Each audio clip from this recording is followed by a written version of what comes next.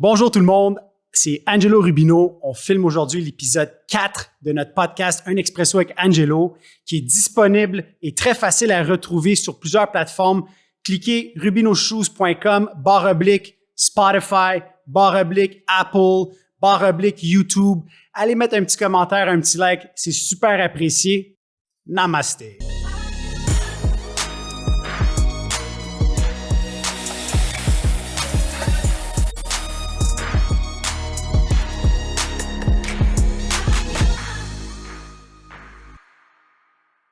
Aujourd'hui, je suis très heureux d'accueillir Nicolas Roubaud, qui est vice-président développement et marketing chez La Ruche.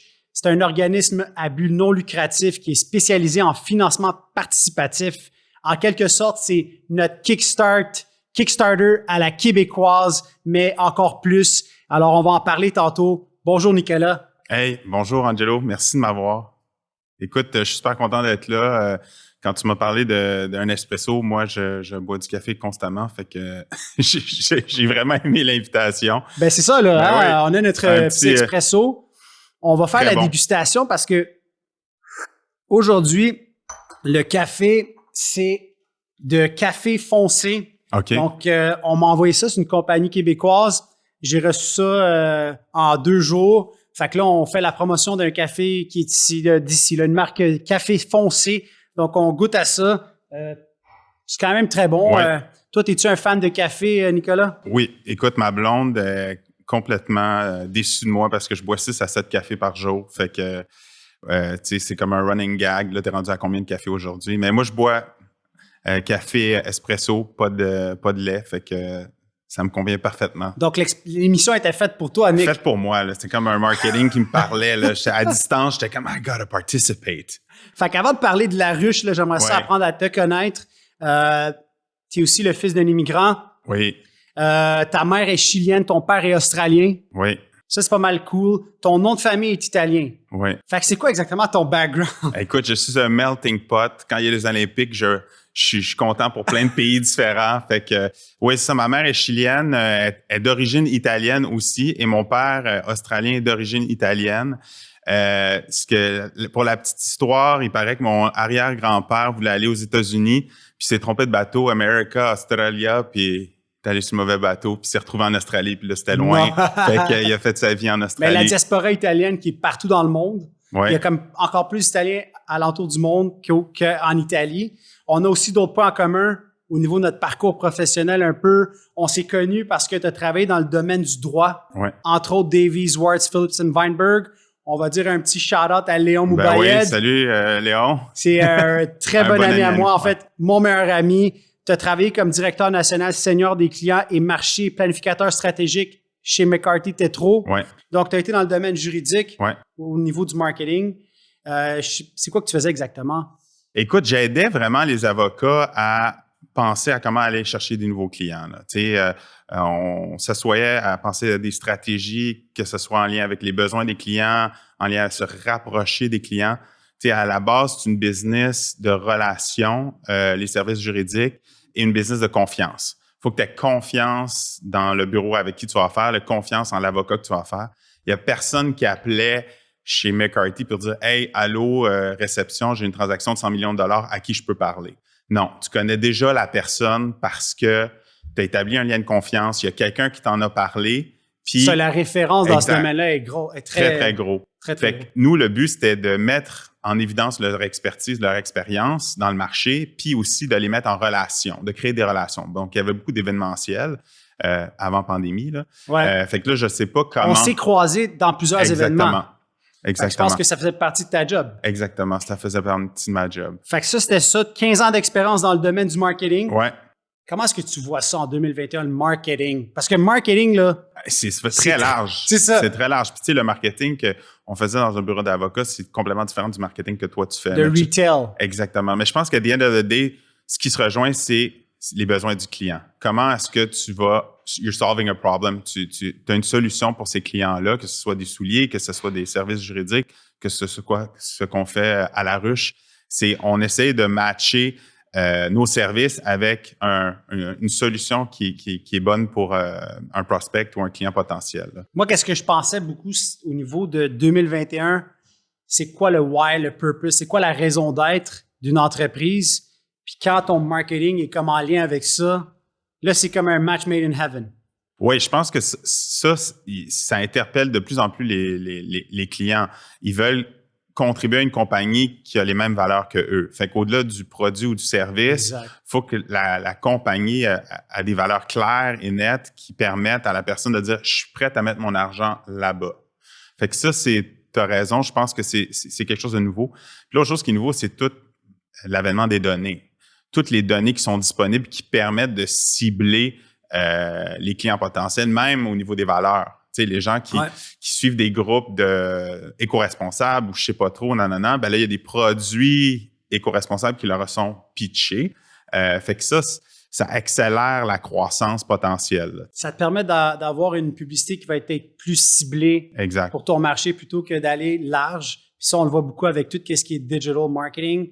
Avant, nous, on faisait du circulaire. Fait que là, on imprimait un circulaire. Premièrement, c'était pas super bon pour l'environnement, là. Fait que là, Rubino, on était avec Publisac. Puis là, on envoyait 1,7, 1,8 millions de copies, puis je sais pas c'était quoi le pourcentage de gens qui le feuilletaient, mais c'était très minime. Puis là, tu shootes large en espérant qu'il y ait comme 1% des gens qui vont le regarder, en plus d'être mauvais pour l'environnement. Fait que là, on a jeté ça au vidange, puis on s'est dit, on va faire ça différemment. Puis je pense avec une conscience un petit peu plus écologique aussi. Bien, pour enchaîner sur ce que tu as dit, tu sais, le problème avec les méthodes traditionnelles que tu as illustrées, c'est au-delà du fait que tu imprimais et que tu l'envoyais large, tu ne pouvais pas raffiner. Tu n'avais pas assez de données pour te dire est-ce que la personne a encerclé mon produit puis est allée acheter. Il y avait comme, tu ne pouvais pas faire la chaîne pour aller savoir si ça avait vraiment marché. Puis c'était un peu ça le défaut, là, tu sais. Ouais. Si tu savais peut-être que la personne avait acheté, ben là, tu peux réaligner puis dire, OK, je vais targeter ces gens-là, je vais faire ci. Mais là, c'était pas possible. Fait que là, avec le digital, tout ça, c'est possible. Non seulement, tu as aussi une maîtrise en marketing du HEC, tu as une mineure en économie. Ouais. Ça, c'est McGill. Ouais. Tu as étudié en histoire de l'art et littérature. Ouais. Mais ça, c'était en Espagne. Ouais. Comment est-ce que ça t'aide dans ton quotidien? Parce que il doit y avoir quand même un lien, là. Je pense que les gens de marketing, c'est des gens créatifs, un peu. Fait que je vois qu'il y a beaucoup d'affaires. Toi, tu es très lié à l'art. Pas l'art OR, mais art, A-R-T. Fait que comment est-ce que ça t'aide dans ton quotidien? Ben, écoute, je pense, c'est la créativité, comme tu as dit. C'est aussi la curiosité.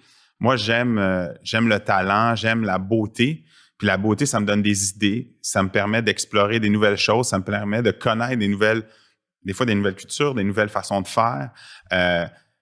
Puis tu sais, c'est vrai que des fois, j'ai pris des idées que j'ai vues dans l'art, que j'ai réappliquées au travail. Je pourrais pas te dire exactement c'est quoi, mais c'est comme un melting pot d'idées qui vient puis que j'applique. Wow! Puis en plus de ça, tu as travaillé pour une agence de l'ONU à Rome. Ouais. Fait que c'était comment ça de travailler à Rome? Écoute, expérience d'une vie, je te dirais, là. Moi, j'étais assez jeune. C'était presque ma première expérience professionnelle. Puis il y avait un programme du gouvernement du Québec qui permet de faire des stages rémunérés dans des agences à travers le monde. Puis j'avais comme choisi Rome. J'avais été choisi parmi plein de candidats. Et je suis resté là 9 mois. Puis tu sais, ça m'a permis tu sais, t'en apprends sur l'architecture, l'art, la bouffe. Tu as une ouverture par rapport à plein de choses. À chaque week-end, on allait voyager en Europe. On allait à Munich, à Bruxelles, à Paris, en Espagne. Fait que, tu sais, ça t'ouvre sur le monde.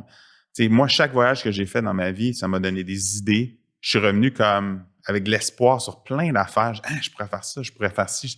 Tu sais, sur plein d'ouverture sur ma vie personnelle, sur la façon dont les gens vivent. Tu sais, en Italie, c'est un train plus smooth, mais il y a des choses à apprendre là-dedans, tu sais, à incorporer puis se dire, OK, je vais peut-être faire ça, lire plus, prendre une pause à ce moment-là pour me recentrer. Fait que tout ça, on l'incorpore, mais si tu le vois pas, c'est difficile. Puis, et aussi l'inverse, c'est que quand tu le vois, tu le comprends. Là, tu fais comme, ben oui, j'ai déjà vu ça. Fait que ça revient beaucoup. Moi, des fois, je me dis, quand on est trop proche de l'arbre, on voit plus la forêt, ça l'ouvre nos horizons. puis d'être ouvert sur le monde, puis de voyager. Je pense que c'est ça la beauté, puis d'avoir travaillé aussi à l'extérieur, de voir d'autres choses que le Québec. Ouais. On a réussi avec d'autres idées, puis d'autres façons de faire. Fait que ça, c'est super cool. Tu es un homme qui est très cultivé. J'essaie. Non, mais sans joke, tu as donné beaucoup d'importance à l'art dans ta vie. Tu t'impliques au CA de Momenta, qui est le musée d'art contemporain. Non, Momenta, c'est une biennale de l'image qui expose au Musée d'art contemporain de Montréal, mais il expose un peu partout.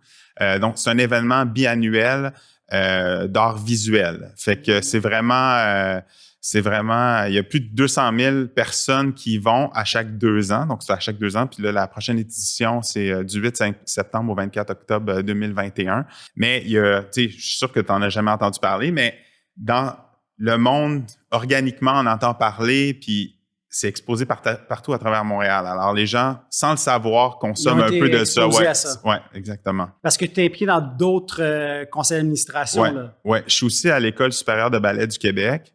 Pas que je suis un ballerin, là, mais... tu as quand même une shape de ballerin. Écoute, des fois, il y avait des cours là, pour les débutants, puis c'est une catastrophe là, pour moi. Là. Fait que, mais pourquoi tu t'es impliqué là-bas? Tu as été comme sollicité sur un conseil d'administration? Ben écoute, j'avais fait partie des jeunes gouverneurs des grands ballets canadiens, qui est, les grands ballets canadiens, tout le monde connaît ça. Mm-hmm. Parce qu'une amie était là-dessus, elle m'a dit, tu connais-tu des gens qui seraient intéressés? Puis j'ai dit, ben oui. Puis, de fil en aiguille, l'École supérieure de ballet cherchait des gens sur leur fondation. Eux, c'est vraiment une école qui traîne des ballerines et des ballerins, je sais pas si on dit ballerins, mais ballerins pour devenir professionnels de ballet. Puis moi, ce qui m'a interpellé, la première fois, je n'étais pas un amateur vraiment de ballet, mais c'est le talent. C'est comme des athlètes. C'est fou ce qu'ils font. Ouais. Puis avec une élégance et une grâce. Puis, tu sais, tout le travail qui va derrière ça, cette discipline-là, moi, ça vient me chercher. Tu sais, puis ça me pousse à dire, OK, tu sais, I can do better sometimes. Là. On va parler un petit peu de La Ruche. Yes. Puis, est-ce que tu peux nous expliquer, là, dans tes mots, c'est quoi exactement La Ruche? Fait que La Ruche, c'est vraiment un organisme spécialisé en financement participatif. Tu l'as dit un peu, tu sais, les gens parlent de sociofinancement, de crowdfunding. En gros, quelqu'un a une idée qu'ils ont envie de financer avec l'aide de la population. Mm-hmm. Fait que c'est vraiment ça le principe de base. Et les gens vont venir à La Ruche pour plein de raisons différentes. Des fois, ils n'ont pas la feuille de route d'entrepreneur qui leur permet d'aller chercher du financement traditionnel comme d'une banque, d'un Desjardins et tout ça. Des fois, l'idée est trop novatrice. C'est comme trop edgy pour que quelqu'un leur donne de l'argent. Puis d'autres fois, ils veulent tester une idée puis ils veulent pas s'endetter. Fait qu'ils se disent, je vais essayer une campagne de financement participatif avec un nouveau produit. Puis si ça marche, je vais le créer. Le sociofinancement, le sociofinancement, c'est quand même quelque chose de nouveau. Puis là, c'est quoi le processus dans le fond? Parce que moi, j'essaie de comprendre. Là, on va dire, là, aujourd'hui, je veux lancer une marque de chaussures. Oui, c'est une bonne idée. Puis là, je veux créer un chaussure québécois. Oui. On va dire. C'est quoi le processus? Je te dirais que les gens viennent avec des projets particuliers, tu sais. À La Ruche. Donc, ça peut être un projet entrepreneurial, comme l'exemple que tu me donnes, mais ça peut être aussi un projet social, communautaire, culturel. Fait que dans ton exemple, disons que quelqu'un dit, OK, moi, je vais créer une chaussure vegan que quand elle est plus bonne, je la plante puis ça devient un arbre. C'est ça mon idée. Wow, c'est une idée. Tu sais, ça pourrait être ça. Fait que là, la personne, elle se dit, ben là, j'ai pas assez d'argent pour finir mon prototype puis faire une première production. Fait que je vais faire de la pré-vente de mon idée avec une campagne de sociofinancement, financement participatif avec La Ruche. Mm-hmm. Fait que dans le fond, ils vont prévendre les chaussures, disons que ça coûte 100 $, mais ils vont peut-être se créer un brand aussi. OK, je vais faire des accessoires, peut-être des trucs organiques, qui rappellent mon brand, mais c'est un price point plus bas, 20 $, 25 $, pour aller chercher plusieurs items que la personne peut vendre pour aller chercher ce qu'elle a besoin pour créer ce qu'elle a besoin de créer. Parce que c'est ça la différence, parce qu'on s'en était parlé. La grosse différence avec Kickstarter, c'est que sur Kickstarter, tu contribues, mais tu n'es pas sûr d'avoir rien en retour. Vous, avec La Ruche, puis je dis vous, parce que tu es quand même vice-président de développement, fait qu'on va dire vous. Mais quand je décide d'investir, on va dire, je ne sais pas s'il y a un montant minimum. En fait, c'est déterminé, excuse-moi de t'interrompre, mais c'est vraiment déterminé par l'entrepreneur puis la personne qui fait l'accompagnement à La Ruche de combien tu vas vendre ton produit ou ton service. Puis, la personne, c'est une promesse de livraison de service ou de produit quand tu achètes ce qu'on appelle une contrepartie. Alors que Kickstarter, c'est comme une promesse d'achat futur, puis it might not happen. Sur la ruche, c'est une promesse d'achat concrète qui s'assujettit aux lois de la protection du consommateur. Donc, la personne qui ne reçoit pas son produit peut toujours revenir contre l'entrepreneur pour aller chercher son argent en remboursement ou le produit en question. Là. Puis à date, là, vous avez eu beaucoup de succès. Oui, il y a eu Parce qu'on lisait dernièrement qu'il y a eu plus de 100 000 contributeurs. Ouais. Vous avez réussi à faire plus de 15 millions de dollars en crowdfunding. Ouais. Fait qu'il y a une demande pour ça. Ouais. Puis ça roule. Ça roule. Là, je veux dire, c'est juste des gens québécois. Il n'y a pas d'Ontariens qui viennent sur Pas vraiment. Je te dirais que c'est sûr qu'un produit, ça appartient à l'entrepreneur de faire son marketing. Nous, on lui donne des outils, on lui donne des pistes, on lui donne des meilleures pratiques, mais c'est lui qui doit mobiliser son monde pour vendre. Fait que si lui, son réseau est en Ontario, là, ça peut être ça. Là. Mais je te dirais qu'en grande généralité, là, le réseau est au Québec. Mm-hmm. Il y a aussi une particularité à la ruche qui n'existe pas sur Kickstarter ou sur aucune autre plateforme. Nous, quand tu fais un projet à la ruche, il faut que ça laisse un impact local. Donc, si tu fais des earphones en Chine, tu les vends sur Amazon.com, puis tu n'as aucun impact local, nous, on ne prend pas le projet. Vous n'êtes pas intéressé? Non, on n'est pas intéressé. Fait que ça aussi, je te dirais qu'avec la pandémie, pour nous, notre vision et notre mission, ça a toujours été ce qu'on appelle du financement participatif de proximité, local, développement économique local. Bien, les gens, ils sont beaucoup plus allumés à ça maintenant, d'avoir cette indépendance commerciale-là. Hey, j'aimerais ça. Comme ta petite épicerie que tu viens de lancer, là, de coin. Les gens veulent pas perdre ça. Ils veulent leur boulangerie, leur poissonnerie du coin. Ils veulent ça. Puis ils sont prêts à encourager. Du commerce de proximité. Exact. Puis dans le fond, qu'est-ce que tu parles, Nicolas? C'est un projet qu'on a fait à Villeray, fraîchement bon. C'est une épicerie de quartier. Voilà. Avec notre beau-frère, le conjoint à ma sœur. Mais effectivement, on voit ça beaucoup. Puis c'est vrai que durant la pandémie, le mouvement acheter local, ça a été très gros. Puis moi, j'ai connu la ruche à cause de ça parce que avec Desjardins, les gens achetaient pour 10 $, puis Desjardins mettait un autre 10 $, puis là, tu avais 30 $ à dépenser, mais c'était seulement avec certains détaillants locaux. Exact. Là, il y en a eu à Montréal-Nord, il y en a eu dans Rosemont, il y en a eu, je sais pas si tu peux nous en parler. Oui, fait que ça, écoute, Desjardins, c'est un partenaire extraordinaire, puis on a fait ce programme-là qui s'appelait Du cœur à l'achat. Puis en gros, comme tu as dit, c'était Desjardins, mais aussi, c'était dans beaucoup de villes, dans beaucoup de quartiers, qui eux aussi contribuaient à cette relance-là.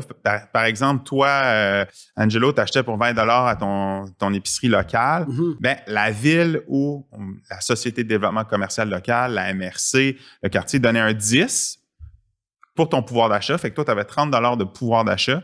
Puis Desjardins donnait un autre 10 pour un organisme de services essentiels dans ton quartier. Donc, tu sais, ça peut être un moisson à Montréal, ça peut être des services de première ligne qu'il y a eu pendant la pandémie. C'était pour aider ces services de première ligne-là.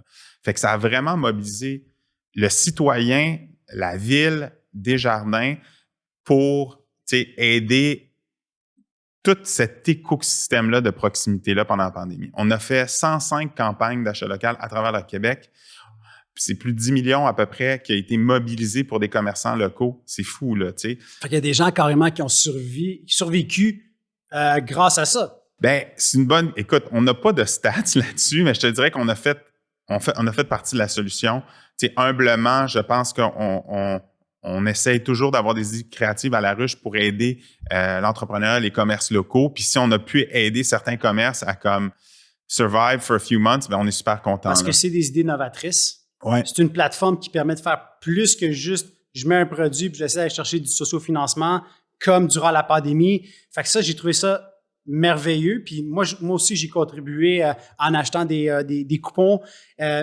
C'est comme ça que je vous ai connu à travers Desjardins parce que je me suis fait solliciter par Desjardins en disant « Hey, achète puis on va mettre nous aussi un 10 $. Ouais. Puis, en tout cas, tu l'as expliqué. Dans le futur, comment est-ce que tu penses que la ruche peut continuer à aider au Québec? Comme l'effervescence ou l'entrepreneuriat ou des gens qui se seraient pas lancés en affaires parce qu'ils ont été refusés au niveau du financement par une banque à charte ou par une caisse. Oui. Mais je te dirais que nous, on accepte tous les projets. Fait que, tu sais, le risque est quand même bas pour la personne qui veut essayer une idée. Tu n'as pas besoin d'être incorporé. Nous, ça peut être un projet individuel que tu veux lancer, que tu veux essayer.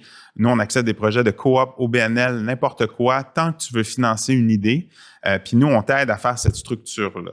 Donc, exact. Puis j'ai vu que si tu atteignais pas l'objectif global, ouais, mais là, on va pas débiter. t'as zéro. Fait que ça, c'est cool. Fait que si moi, j'ai contribué 10 $ dans un projet qui va jamais arriver, exact. je ne serai pas débité de 10 $. Exactement. C'est une promesse d'achat futur sur l'item que tu as acheté. C'est pas des dons. C'est vraiment tu achètes quelque chose. Fait que c'est ça qui est le fun avec le socio-financement, c'est que ça devient aussi un effet de levier. La personne qui se fixe un objectif de 20 000 $ pour son soulier vegan planté, puis elle a besoin de ce 20 000 pour tout créer, mais si elle a 3 000, là, elle peut pas créer son affaire. Fait que ça sert à rien. Fait que c'est pour ça que c'est un objectif fixe chez nous. Kickstarter, c'est la même chose. Puis, tu sais, et aussi que nous, on a des partenaires comme Desjardins et plein d'autres qui, une fois que tu réussis ton 20 000 puis tu as eu 450 clients qui ont acheté ton soulier, bien, c'est un proof of concept. Proof of concept, c'est une étude de marché. Il y a une demande exact. pour ça. Fait que nous, on a des partenaires financiers qui vont dire « Hey, là, on va te faire un prêt, une subvention, une bourse. Là, on a vu que tu t'es mobilisé, tu es un entrepreneur qui puis nous, notre risque est réduit. » Fait que, tu sais, ça devient vraiment comme tu as dit, une preuve de concept importante, une validation de marché live. Fait que ça aussi, c'est intéressant pour l'entrepreneur, même pour quelqu'un qui est en croissance. On a eu un projet assez cool dans le Bas-Saint-Laurent. C'est quelqu'un qui voulait essayer, il faisait des épices barbecue, mais il voulait se transférer à des sauces. Mais ils n'avaient pas tout l'équipement, puis ils ont fait une campagne de 50 000, ils ont vendu pour 50 000 de sauces qu'ils ne savaient pas. Puis, ils ne se sont pas endettés pour... Fait que là, c'est une sauce qui est faite dans le Bas-Saint-Laurent, local.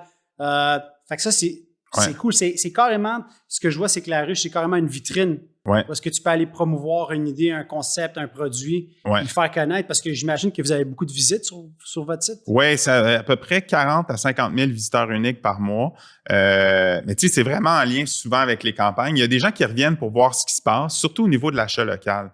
Puis tu sais, je te dirais que la différence avec ce que, tu sais, on parlait d'objectif fixe, pour les campagnes d'achat local qu'on a fait, là, il n'y avait pas d'objectif fixe. Parce que c'est pour aider des commerçants dans le trouble. Donc, tu sais, tout l'argent récolté allait aux commerçants, mais il n'y a aucune campagne qui n'a pas réussi son objectif vraiment. Fait que dans ce cas-là, ça a super bien marché. Tu sais, ce qui est le fun, comme tu as dit, l'exemple de la sauce, tu sais, on essaie vraiment de laisser un impact régional fort. L'autre aspect qui est intéressant, c'est des projets qui sont non entrepreneuriaux. Tu sais, on a eu de la réfection de parc, c'est ça que j'ai vu, réparation d'une église.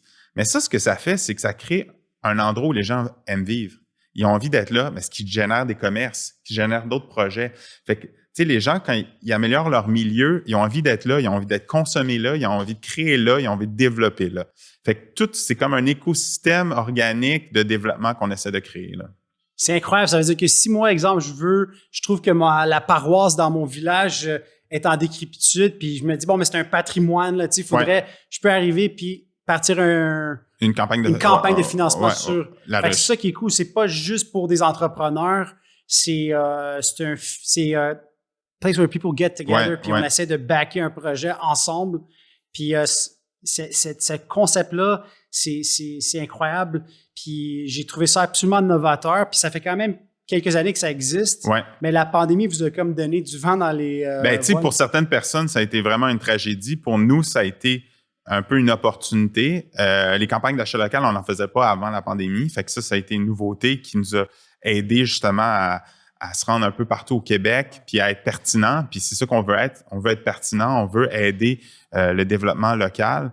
Puis une nouvelle affaire qu'on vient de lancer sur notre plateforme, c'est tu peux maintenant contribuer des services et des matériaux, pas juste du cash. Fait que disons, dans l'exemple de l'église, si le BMR du coin veut donner du bois pour cette campagne-là, il peut. Puis avoir de la visibilité sur notre plateforme. Fait qu'on essaie de créer cet espace collaboratif, pas juste d'argent, mais ça pourrait être des services juridiques, des services comptables, que l'entrepreneur puisse avoir plein d'affaires, plein d'options pour faire son projet. Fait que si tu avais un conseil à un entrepreneur qui veut se lancer en affaires, là, puis on connaît le contexte là, actuel, on commence à voir la lumière au bout du tunnel, c'est quoi que tu lui dirais? Moi, je dirais go, lance-toi. Tu sais, il y a plein d'opportunités qui se révèlent grâce à la pandémie, je pense.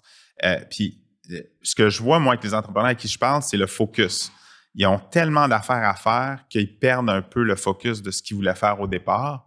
Fait que, tu sais, moi, quand je leur parle, j'essaie de les ramener au début. Je dis, tu sais, si tu avais 2 heures par semaine seulement pour faire avancer ton projet, c'est sur quoi que tu travaillerais?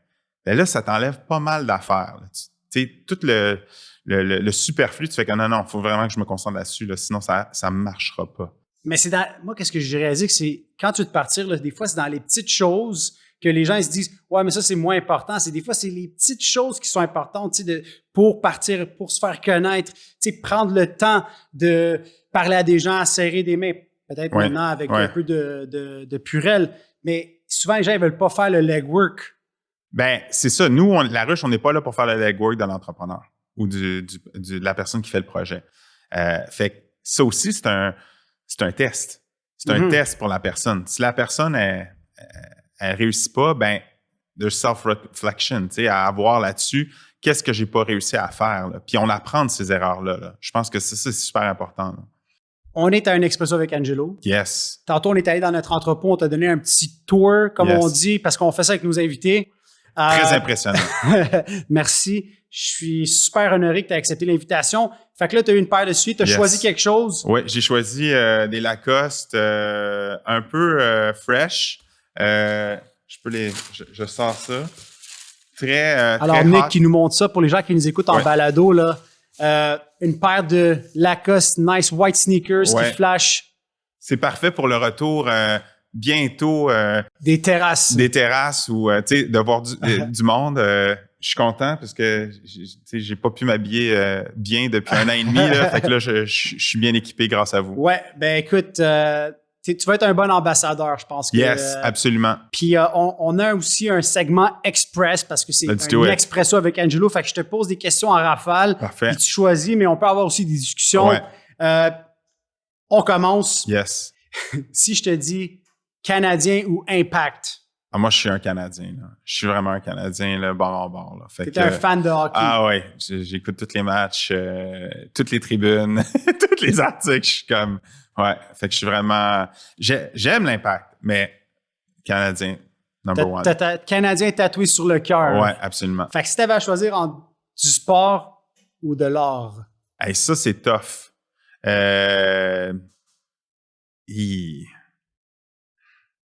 Les deux, je pense. Je te dirais que dans mon quotidien, je fais pas mal de sport. Puis mon art, c'est mon échappatoire qui est moins fréquent. Fait que je te dirais que moi, ce serait le sport. Fair enough. Ouais. Le miel ou le sirop d'érable? Ah oui, ça, c'est à cause de la ruche. Ben oui, c'est sûr. Je te dirais que moi, je suis personnellement un fan de sirop d'érable plus que de miel. Et d'ailleurs, j'ai amené un petit pot de sirop d'érable de notre PDG à la ruche. Qui a sa propre érablière. Fait que je t'offre un petit pot de sirop d'érable de maison qui se trouve dans un sac derrière nous. Fait que c'est quoi le brand ou le... C'est homemade. Là. Homemade. Homemade sirop d'érable. Ouais, ben, j'ai vraiment hâte d'essayer ça parce que ma fille Tiffany, elle a 6 ans, puis elle, c'est une junkie de sirop d'érable. Puis on fait toujours des pancakes, gaufres. Donc, on va tester ça. Merci beaucoup. Si je te dis, tu avais à choisir entre une soirée au musée ou une soirée au théâtre? Musée. Musée pour moi. Musée. Ouais, je te dirais que moi, l'art visuel, les sculptures et tout ça, je sais pas pourquoi ça m'interpelle beaucoup. Ça me pousse à la réflexion. Puis il y a un moment tu sais, dans nos vies, c'est un peu pareil au théâtre, mais il y a une tranquillité dans les musées. Tu sais, il y a comme un silence où on n'est pas sur notre téléphone. On est vraiment avec nous-mêmes dans nos pensées à voir comment cette pièce nous inspire, nous affecte. Fait que, ouais, j'aime ce moment-là. C'est comme je médite pas, mais c'est comme mon moment de méditation personnelle. Nice. Ouais. On va prendre 2 secondes pour respirer. C'est ça. Si tu avais à choisir entre Adidas ou Nike? Moi, je dirais Adidas. Je trouve ça plus edgy. C'est vrai? Ouais. Nike, c'est plus performance. Ouais. Moi, je suis plus dans l'Adidas. Fair enough. Apple ou Android? J'ai tous mes produits Apple. Fait que... j'ai vu la Apple Watch. Ouais. Fait que je m'en doutais un peu. Mais j'ai pas vraiment comparé non plus. Tu sais, j'ai commencé avec l'iPhone puis tout ça. Fait que... Puis après, une fois que tu as l'iPhone, là, tu achètes l'autre affaire, puis là, tu es un peu tu sais, c'est Apple. T'as comme pas le choix de continuer. They make it sticky. Mais leurs produits là, de Apple, d'un point de vue, parce que tu es un gars très visuel, c'est des beaux produits. Oui, absolument. Tout est dans le design et fabuleux. Tout est dans le design. Et dans la simplicité. Là. Comme vous pouvez voir, là. Ouais. Regardez. Ouais. Là, j'ai les deux choses que je préfère. Churros and pizza. Ben, ça, c'est bon, ça. Ouais. Est-ce que tu es plus pizza ou pasta?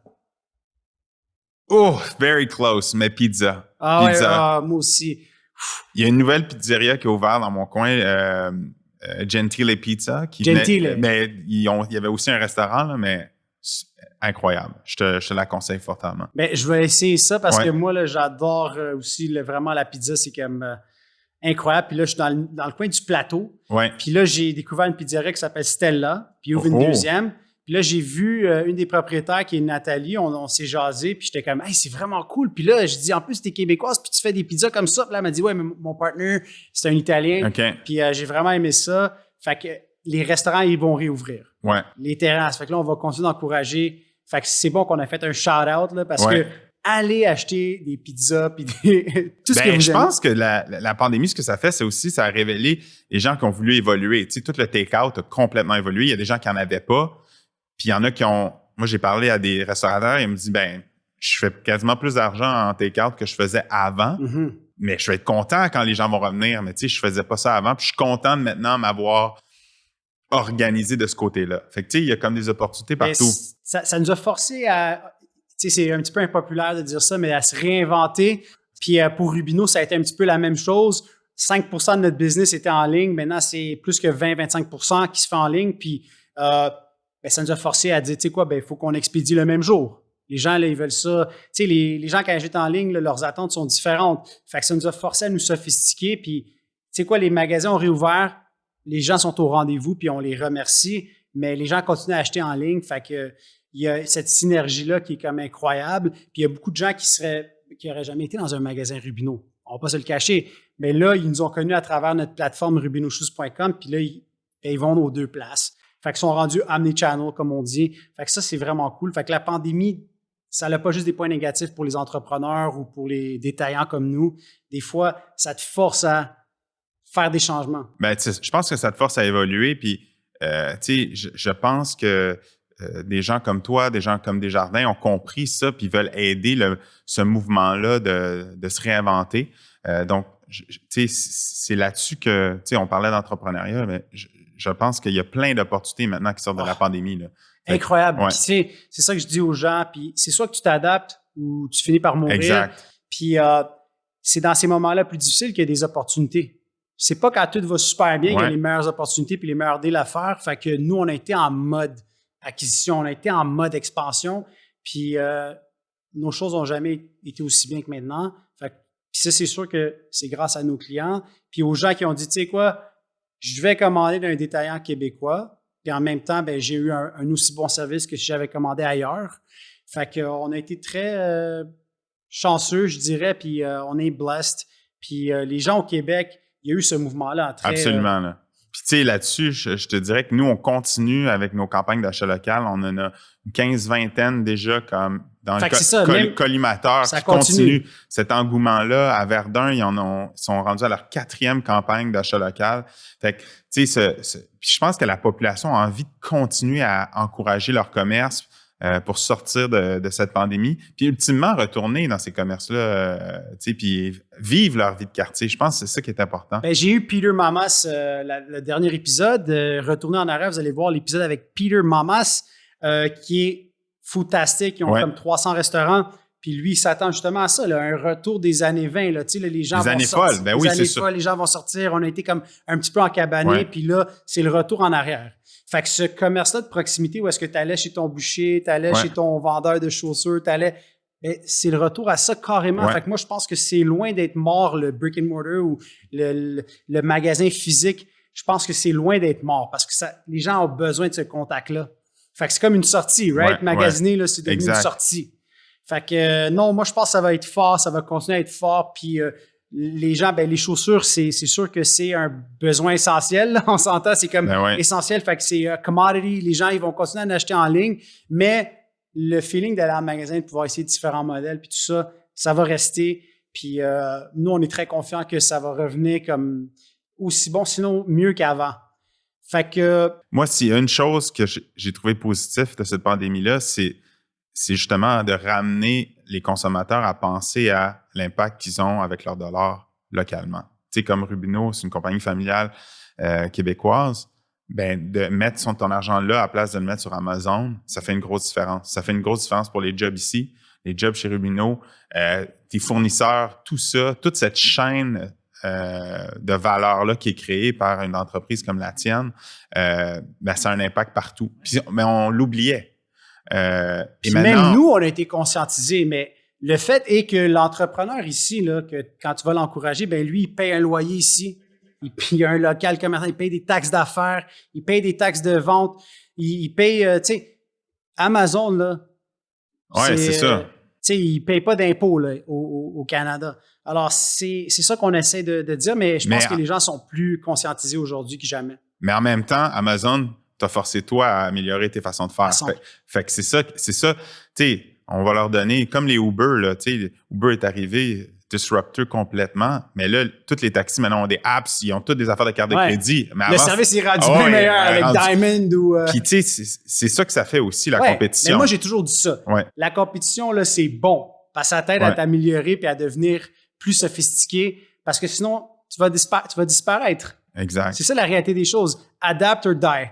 Fait que ça, c'est un super bon filon, puis merci d'avoir amené ça, parce que ça me fait rappeler, puis tu sais, une affaire que j'aime, puis ça, c'est une des questions. Est-ce que tu es plus Jeff Bezos ou Elon Musk? Jeff Bezos, je dirais.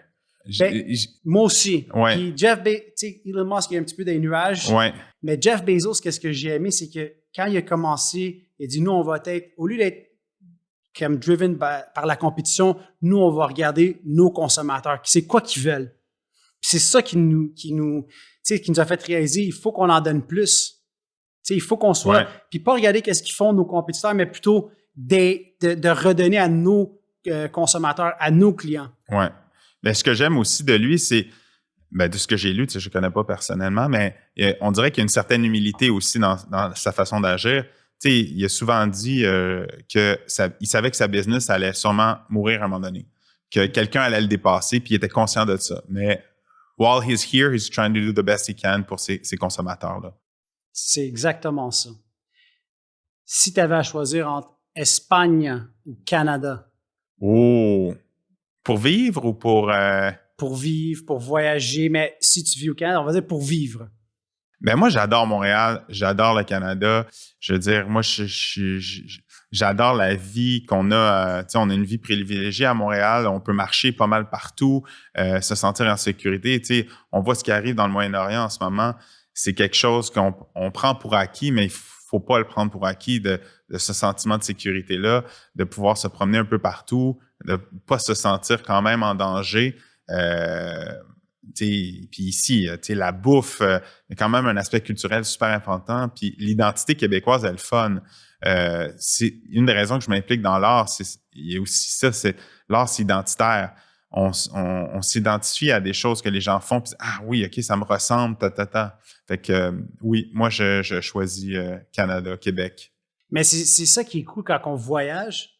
Souvent, c'est là qu'on réalise combien on est chanceux d'être ici, parce que tu as raison. Moi, là, je suis dans le plateau en ce moment. Là. J'habite là-bas, puis j'ai comme pas peur pour la sécurité ou la santé de mes enfants. Tu sais, comme on est dans une ville assez sécuritaire. Fait que ça, je pense que c'est la première chose. Puis on a beaucoup de liberté. Fait que c'est ça. On est très privilégiés. Là. Absolument. Puis tu sais, je pense que on est, tu sais, même dans le cadre de cette pandémie-là, on a été un peu restreint de faire certaines choses, mais tu sais, c'était pour un bien-être collectif. Puis je pense qu'à the end of the day, on voit maintenant les résultats, puis ça a marché, là. Non, absolument. Je suis d'accord là-dessus. Ils ont pris des décisions difficiles, puis ça n'a pas été populaire, mais ils ont quand même pris les bonnes décisions, puis on regarde les résultats. On s'en est quand même bien tiré, puis je pense que le futur est assez prometteur pour le Canada, pour le Québec. On est sur une bonne vague. Puis il y a beaucoup de talent ici. Il y a beaucoup d'entrepreneurs exceptionnels. Je pense que... Puis la diversité, tu en as parlé, right? Mais il y a une diversité culturelle ici qui fait que on a une grande richesse. Ben, j'ajouterais, en parlant de diversité, nous, tu sais, à la ruche, puis je ne vais pas faire mon pitch de vente, mais ce qui fait la grosse différence comparé à un Kickstarter, c'est qu'on a des points de service régionaux. C'est comme ça qu'on sait. Tu sais, on a une plateforme web qui peut aller n'importe où, mais là, en ce moment, on est dans 9 régions au Québec, donc on a une personne qui mène cette région-là. Elle est appuyée par ce qu'on appelle des ambassadeurs locaux. C'est des entrepreneurs locaux, des gens d'affaires, des personnalités de la région qui croient au projet La Ruche, puis qui croient aux projets qui sont mis sur La Ruche, puis qui les encouragent, qui les conseillent. Fait que ça aussi, on a essayé de créer un genre d'écosystème qui rentre dans l'écosystème local, qui ajoute quelque chose pour ces projets-là. Fait que tu as un humain. Alors que quand tu es sur Kickstarter, t'as pas d'humain. Exact. C'est ça que j'ai vu. Puis ça, j'ai aimé ça. Parce que je pense que quand tu te lances, tu as envie de parler à un humain, pas à un robot. Puis juste pour te donner juste des chiffres, le Kickstarter, le taux de réussite, c'est 39 % des projets. C'est-à-dire, tu te fixes un objectif, tu réussis pas. À la ruche, c'est 75 %. Fait que c'est le double. Puis, quand on a un partenaire qui va donner du financement additionnel, disons que tu réussis puis tu as un autre financement, le taux de réussite, c'est 95 % à la ruche. Fait que, tu sais, on devient vraiment comme un tremplin vers la réussite là, grâce à la plateforme de financement participatif. C'est super. Entre Da Vinci ou Dali? Écoute, moi, je dirais Da Vinci parce que l'artiste, mais aussi avec une partie cartésienne, ingénieur, créateur inventeur. Puis moi, ça m'interpelle, cette dualité-là, parce que j'ai fait, comme tu as dit, des études en économie. J'ai aussi fait en finance au HEC un bac marketing finance. Fait que j'ai cette comme creative numbers dualité en moi. Fait que je suis interpellé par Da Vinci, oui, absolument. En tout cas, tu es un gars intéressant à parler parce qu'on peut toucher plein de sujets. Fait que ça, c'est vraiment cool. Entre un cornetto ou un croissant. Là, tu as été à Rome. Ouais, tu sais c'est quoi cornetto? Oui. Moi, écoute, c'est très difficile. Je mange plus fréquemment des croissants, mais j'aime énormément les cornettos, mais il n'y en a pas tant de bons à Montréal. Fait que, tu sais, il faut trouver... Puis c'est moins fréquent. Fait que d'en trouver un bon, là... j'ai trouvé une place proche de chez nous qui s'appelle Il Forno, puis ils font des bombolone. Bombolone. Ouais, des bombolone puis des cornettos qui sont excellents. Fait que un petit shout-out au commerce. Là, j'étais à diète, là. Mais c'est un bon shout-out. Fait que c'est les gens qui veulent des bons cornettos. Il Forno. Ouais. Entre Bora Bora ou Roma. Rome, for sure. Juste. L'histoire. L'Empire. L'architecture, se promener dans les rues, le monde, la bouffe. Tu sais, à Rome, tu marches, tu t'assois, tu prends un café, c'est bon, tu manges, c'est bon, tout est bon. Là. Fait que, mais juste pas aller au mois d'août parce qu'il fait chaud. Vraiment. Je suis allé, moi, quand c'était 2018, 2 fois. Une fois en juillet, c'était terrible. C'est comme un four, là. Ouais. Puis une fois en octobre, ça, c'était super. Si vous voulez visiter Rome, allez-y comme à l'automne ou au début du printemps parce que c'est vraiment... T'as envie de marcher, t'as envie de visiter, puis là, c'est comme tu peux pas, il fait comme... Il n'y a pas d'arbres. Non, c'est ça. T'es au soleil, puis il fait comme 43 degrés Celsius. Non, c'est quelque chose. Si t'avais à choisir entre le Chili ou l'Australie avec tes origines... Oh! Tough one. Boy!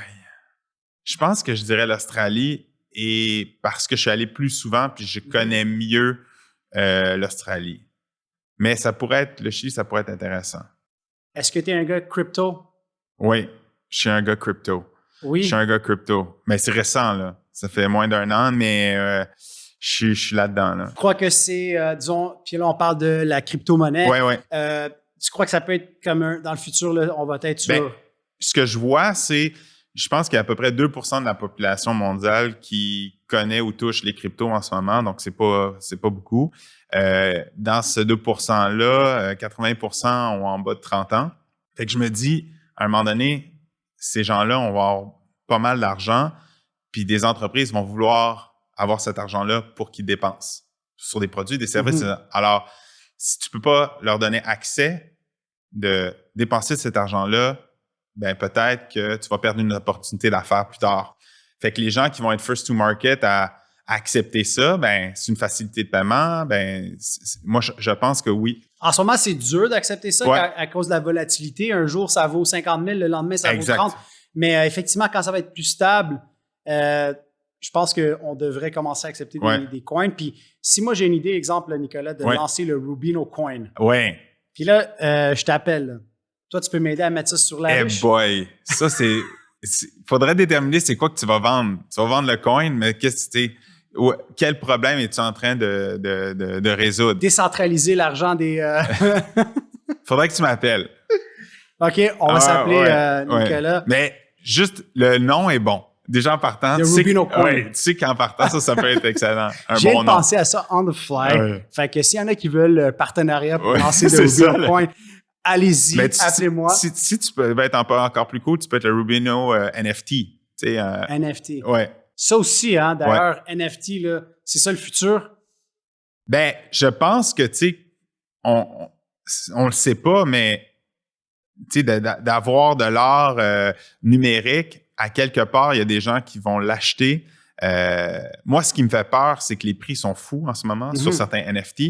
Puis quand les prix sont trop élevés, ça vient diminuer l'intégrité artistique. Tu sais, la personne avait une vision, elle avait quelque chose qu'elle voulait dire, un message qu'elle voulait passer comme un artiste. C'est ça qui les interpelle pour faire de la création.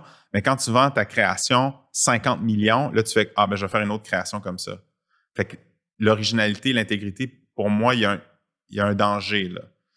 Tu sais, comme Van Gogh, ça vaut 60 millions, là, ou 100 millions, mais lui, il n'a jamais vendu ça, ce prix-là. Lui, il a créé. Il a créé qu'est-ce qu'il voulait. Il a créé ce qu'il voulait. Après sa mort, ça l'a comme pris Exactement. Effectivement, c'est un bon point. Si tu avais un livre à recommander Ouais. à un entrepreneur, quelqu'un qui veut se lancer en entrepreneuriat. J'en ai deux. Fait que, tu sais, je respecte pas ton truc. Deux, ça fonctionne. J'en ai un que je lis souvent, je relis souvent, qui s'appelle Tools of Titans. Puis je te le conseille fortement.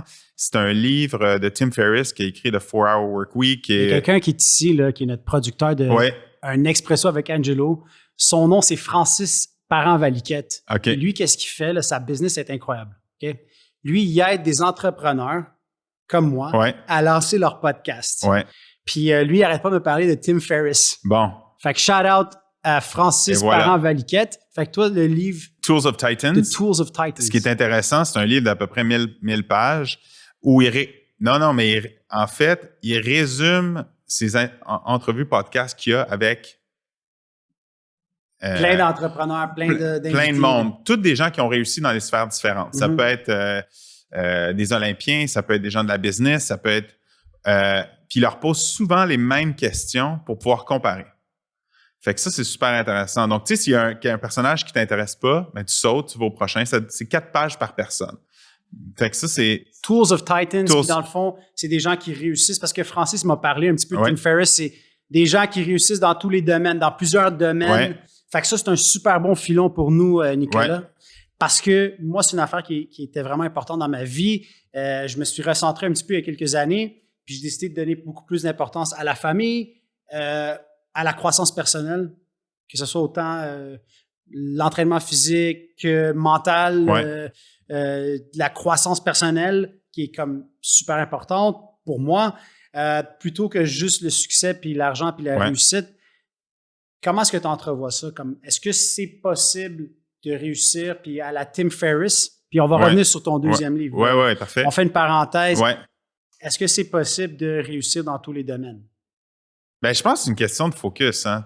Tout est une question de focus. Je vais te donner l'exemple de Sidney Crosby, qui est comme le meilleur joueur au monde. Fait que lui, ce qu'il faisait pour s'améliorer, c'est que, disons, il n'était pas bon dans les face-offs, dans les mises en jeu. Pendant 3 mois, c'est tout ce qu'il faisait. Pratiquait pas son tir, pratiquait pas les autres affaires. Puis après, pendant 3 autres mois, il mettait en application tout où il s'était amélioré. Et c'est comme ça, il se bâtissait un nouveau skill set sur cette affaire-là. Puis ensuite, il passait à une autre affaire. Fait que, tu sais, je pense que la clé dans tout, c'est de se donner un focus, se donner une chance de faire des erreurs. Tu sais, on apprend de nos erreurs, là. C'est là qu'on apprend le plus. Exactement. Tu sais, comme tu disais, la forme physique, je pense que la seule façon de réussir là-dessus, c'est d'avoir une certaine discipline, mais aussi se donner, de dire, tu sais, la journée où tu rates, c'est correct aussi, là. Mais si tu as une discipline, tu sais que les résultats vont venir. Exact. D'ailleurs, moi, pendant la pandémie, j'ai eu le temps de, tu sais, le premier confinement, je me suis mis en shape. Après, pas dépression, mais tu sais, un peu plus déprimé, j'ai regrossi. le cycle. T'as suivi le cycle des c'est vagues. Ça. Puis là, je suis rendu dans le 2e cycle de la remise en forme. Là. Fait que, écoute, You Look Good. Quand on essaye. Fait que le premier livre, Tools of Titans. Et le deuxième. Alors, le deuxième, c'est Principles de Ray Dalio, qui est un hedge fund manager qui a environ 400 milliards sous gestion. Et lui, il y a des principes d'affaires. Tu sais, c'est plus pour des entrepreneurs aguerris, mais il y a des super belles leçons. Lui, il est tout dans l'hyper honnêteté pour aller chercher pourquoi les gens pensent comme ils pensent. Tu sais, puis il donne des exemples fun. Il dit, prends jamais un conseil de quelqu'un qui n'a pas réussi la chose sur laquelle il te conseille, puis il n'a pas réussi 3 fois, puis qui est capable d'expliquer pourquoi il a réussi ces 3 fois-là. Sinon, ce conseil-là, il n'est pas valable. Ça, c'est un très bon conseil. Ouais. Moi, je crois que pour réussir, il faut que tu t'entoures de gens qui aiment gagner puis qui gagnent. Oui, puis ça, c'est dans... Écoute, c'est drôle que tu parles de ça. Ray Dalio parle beaucoup de ça, de l'équipe, de s'entourer de personnes meilleures que soi qui te permettent d'améliorer les choses que tu as envie d'améliorer. Il dit aussi, trouve la personne la plus crédible qui pense le contraire de toi, puis essaie de comprendre pourquoi. Puis ça va t'aider. C'est super. Moi, je pense que effectivement, les gens qui t'entourent, ils vont avoir un impact sur toi. Si ton meilleur ami, c'est quelqu'un qui fait pas trop de sport puis qui fume la cigarette, ben ça se peut que tu deviennes à son image. À ce niveau-là, j'ai décidé de m'entourer de gens comme toi qui réussissent, qui ont une bonne balance dans la vie, un équilibre, parce qu'à la fin de la journée, c'est toute une question d'équilibre. Exact. Puis je pense que le but de ce podcast-là, c'était ça, de rencontrer aussi des gens puis d'établir des liens. Fait que j'espère qu'on va garder un bon lien, Nicolas. C'est là que je voulais en venir. Absolument. C'est que dans mon livre à moi, là, tu sais, puis là, il faudrait que tu mettes une photo dans mon livre à moi avec Angelo. Je pense que tu es un gars qui a réussi. Puis la réussite, après ça, c'est personnel à chacun. Mais je suis très impressionné. J'apprécie le fait que tu es venu ici aujourd'hui. Puis je trouve qu'on a eu une super belle conversation. Ben merci. Notre épisode qui tire à sa fin. Fait que j'aimerais ça te céder le micro pour que tu puisses plugger dans le fond, tout ce que tu veux, mon ami. Le micro est à toi. Puis là, je vais faire quelque chose que je fais rarement. Je vais me taire. OK.